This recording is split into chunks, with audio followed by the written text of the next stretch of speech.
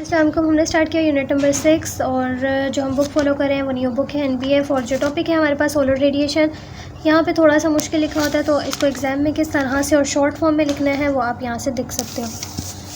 आपके पास solar radiation सबसे पहले होता क्या है, नाम से पता लग रहा है सोलर और रेडिएशन मतलब कि सोलर मतलब कि सन ना, जो हमें सन से एनर्जी मिल रही होती है ना, हम उसको यूज़ करते हैं और फिर हम उसकी वजह से इलेक्ट्रिसिटी प्रोड्यूस करें। हम सारे मेथड्स हमने क्या पढ़ा पीछे, हमने ये पढ़ा कि हाइड्रो इलेक्ट्रिसिटी, फिर हमने न्यूक्लियर फ्यूल पढ़ा, फिर हमने बायोमास फ्यूल पढ़ा, फिर हमने फॉसिल फ्यूल्स पढ़ा। ये सारे हम क्यों मेथड्स यूज़ करें, ताकि हम बिजली बना सकें।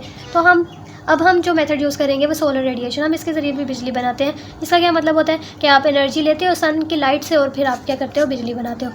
तो आपके पास इस तरह के इसको बनाने के लिए ना solar radiations can be use to वेज। एक तो आपके पास सोलर पैनल्स होते हैं, या फिर आप उसको सोलर सेल्स भी बोल सकते हो, या आप सोलर हीटिंग के ज़रिए। आपके पास दो मेथड होते हैं। सोलर सेल क्या होता है, आपके पास जितने भी घरों में सोलर्स लगे हुए देखे होंगे उसको हम बोलते हैं सोलर सेल। इसमें क्या होता है, these cell convert sunlight into electricity. इनमें जो आपके पास सोलर पैनल्स होती हैं ना, ऐसे करके इसमें छोटे छोटे क्या होते हैं, सोलर सेल्स होते हैं। ये सोलर सेल्स बेसिकली यहाँ पे आपके पास सूरज से एनर्जी आती है, उस एनर्जी को ये लेते हैं और कन्वर्ट करते हैं उसको इलेक्ट्रिसिटी में। ये किससे मिलके बने होते हैं, सेमीकंडक्टर मटेरियल से मिलके बने होते हैं, जैसे कि सिलिकॉन। सोलर सेल्स आपके पास किससे मिलके बने होते हैं, सेमीकंडक्टर मटेरियल जैसे कि सिलिकॉन वगैरह से। अब क्या होता है कि आप सारे सोलर सेल्स को इकट्ठा कंबाइन करो, आप एक सोलर पैनल बना सकते हो। ठीक है, आपके पास सोलर पैनल्स होते हैं ना बड़े बड़े, तो आप छोटे छोटे सोलर सेल्स को इकट्ठा करते हो और आपके पास एक बड़ा सोलर पैनल बन जाता है। फिर आप उस पैनल को कहाँ रखते हो, रूफ टॉप पे, छतों पे रखते हो, और ऐसी एरियाज़ में जहाँ पे आपके पास सनलाइट आ रही होती है। दूसरा जो मेथड है वो सोलर हीटिंग। फ़र्क क्या है, सोलर पैनल आपने पढ़ा, उसमें क्या था कि आप सन की लाइट को यूज़ कर रहे होते हो। अब सोलर हीटिंग में क्या है, आप उसकी सोलर की जो हीट होती है उसको यूज़ करते हो। आप जब इलेक्ट्रिसिटी बनाने के लिए, वाटर को हीट करने के लिए, या फिर अपने घरों को हीट करने के लिए आपका सोलर हीटिंग भी होता है। दोनों डिफरेंट चीज़ें हैं। जो सोलर पैनल है वो आपसे बिजली बनाने के लिए यूज़ करते हो, और जो सोलर हीटिंग है वो सन की हीट को एब्जॉर्ब करके फिर आपको जो होता है वो हीटिंग सिस्टम प्रोवाइड करता है। और दूसरा जो होता है वो सन की लाइट को लेता है। इसमें क्या होता है, concentrated solar panel system use. इसमें आप क्या करते हो, जो पैनल सिस्टम ये होता है ना, ये सोलर हीटिंग सिस्टम, इसमें आप क्या करते हो, मिरर्स या लेंसेज वगैरह यूज़ करते हैं। क्योंकि मिरर्स और लेंसेज क्या करते हैं, सनलाइट को, जो सन की लाइट आ रही है ना यहाँ से डिफरेंट जगह से, वो इन सारों को इकट्ठा करके ना एक पॉइंट पे ले आता है। ठीक है, ये यहाँ पे आप मिरर यूज़ करो, या फिर आप यहाँ पे अगर मिरर यूज़ कर रहे हो तो आप कनकेव मिरर यूज़ करोगे। ठीक है, ये आपका एक्स्ट्रा नॉलेज है। और अगर आप लेंस यूज़ करोगे तो आप क्या यूज़ करते हो, कन्वेक्स लेंस यूज़ करते हो। तो बेसिकली आप मिरर्स और लेंसेज यूज़ करके एक सारी फैली हुई रेडिएशंस को एक जगह पे ला सकते हो, स्मॉल एरिया पे। ठीक है, और उस एरिया पे जहाँ पे सारी रेडिएशंस आके पड़ेंगी तो वो क्या हो जाएगा, एकदम से बहुत गर्म हो जाएगा ना, तो वो हॉट हो जाएगा। इस तरह से आप क्या कर सकते हो, हीटिंग प्रोसेस यूज़ कर सकते हो। Concentrated solar panel system use mirror और lenses to focus sunlight on to a small area. सारी सनलाइट को स्मॉल एरिया पे फोकस करना, मेकिंग इट रियली हॉट, उसको बहुत ज़्यादा गर्म कर देता है। और this heat is use for various purposes. अब हम इसके एडवांटेजेस देखेंगे। एक तो रीन्यूएबल है, क्योंकि सन की एनर्जी कभी ख़त्म नहीं हो सकती, लिमिटेड नहीं है, हमें हर वक्त मिल रही होती है, तो रीन्यूएबल एनर्जी रिसोर्स है। और दूसरा ये है कि पोल्यूशन कॉज नहीं करता। ठीक है, नो ग्रीन हाउस इफेक्ट, ना ग्रीन हाउस गैसेज प्रोड्यूस करता है, ना हमारे पास पोल्यूशन होती है। दूसरा, हम इसको यूज़ करते हैं इलेक्ट्रिसिटी जनरेशन के लिए, इलेक्ट्रिसिटी बना सकते हैं, हम हीटिंग कर सकते हैं, कूलिंग कर सकते हैं, और हम लाइटनिंग वगैरह के लिए यूज़ करते हैं। ठीक है, इलेक्ट्रिसिटी होगी तो लाइट होगी ना। दूसरा ये है कि इसका डिसएडवांटेजेस ये है कि ये हमेशा अवेलेबल नहीं होता, क्योंकि रात के वक्त तो ये अवेलेबल नहीं होगी। ठीक है, तो हम वहाँ पे सोलर सिस्टम्स नहीं यूज़ कर सकते, तो ये इसका डिसएडवांटेजेस है। और हम फिर क्या यूज़ करते हैं, बैटरी सिस्टम यूज़ करते हैं, लेकिन बैटरी सिस्टम हमें बहुत ज़्यादा महंगा पड़ता है। और दूसरा, जब क्लाउडी वेदर हो, ठीक है, बारिश हो रही हो पूरा दिन, तो तब सूरज ना निकला हो तो तब भी ये यूज़ नहीं हो सकता।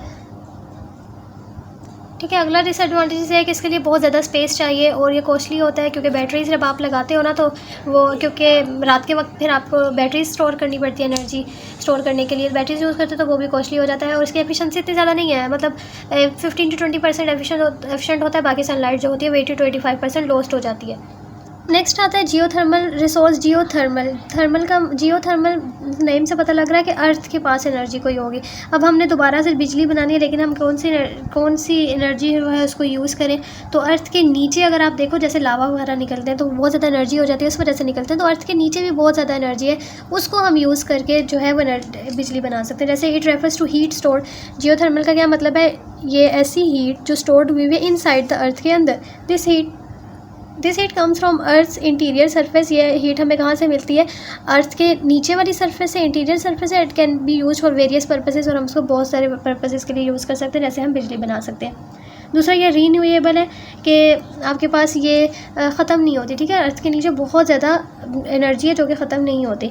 The earth has a huge amount of heat underground, earth के पास क्या ह्यूज अमाउंट ऑफ हीट है अंडरग्राउंड हुई हुई, नीचे। अंडरग्राउंड कहते हैं जो ज़मीन के नीचे हो।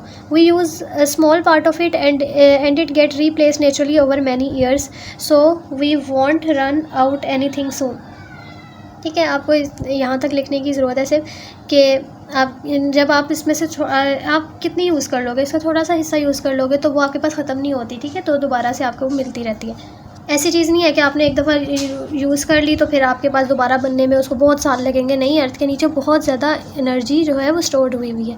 अबंडेंट क्या है कि बहुत ज़्यादा एनर्जी है। There is a lot of this energy, it is a powerful source of energy. इसलिए हमें ये हमारे पास क्या है, एक बहुत ज़्यादा source of energy, powerful source of energy, क्योंकि ऐसी एनर्जी जो ख़त्म नहीं होती। दूसरा क्या है कि ये क्लीन है, it doesn't produce green house, कोई किसी भी किस्म की गैसेस प्रोड्यूस नहीं कर रही जो हमारी इन्वायरमेंट को अफेक्ट कर सकें, तो ये क्लीन है। दूसरा क्या है, reliable, it works all time, not affected by weather changes, weather की कंडीशन इस पर डिपेंड नहीं करती कि भाई आज जो है वो सूरज नहीं निकला तो हम एनर्जी नहीं ले सकते, तो ये ऑल टाइम वर्क करती है।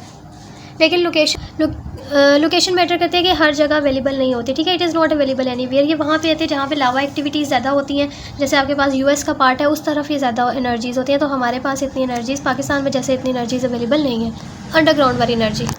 कभी कभी ऐसा होता है कि समटाइम्स जो होती हैं वो ये हाइड्रोजन सल्फाइड एक गैस है, वो रिलीज़ कर देती है जो कि हमारे लिए थोड़ी सी हार्मफुल होती है, लेकिन ज़्यादातर ये नहीं करती। ओवरऑल देखें तो ये great source of clean power है, हमें पावर देता है और साफ़ सुथरी पावर देता है, but it has some challenges लेकिन कुछ मसले हैं, जैसे लोकेशन का मसला है और सेफ्टी कंसर्न्स आ जाते हैं कि इसमें थोड़ी सी हाइड्रोजन सल्फाइड रिलीज़ हो जाती है, तो जो हमारे लिए टॉक्सिक होती है। जब हमने एनर्जी लेनी होती है ना तो थोड़ी सी गैस रिलीज़ होती है।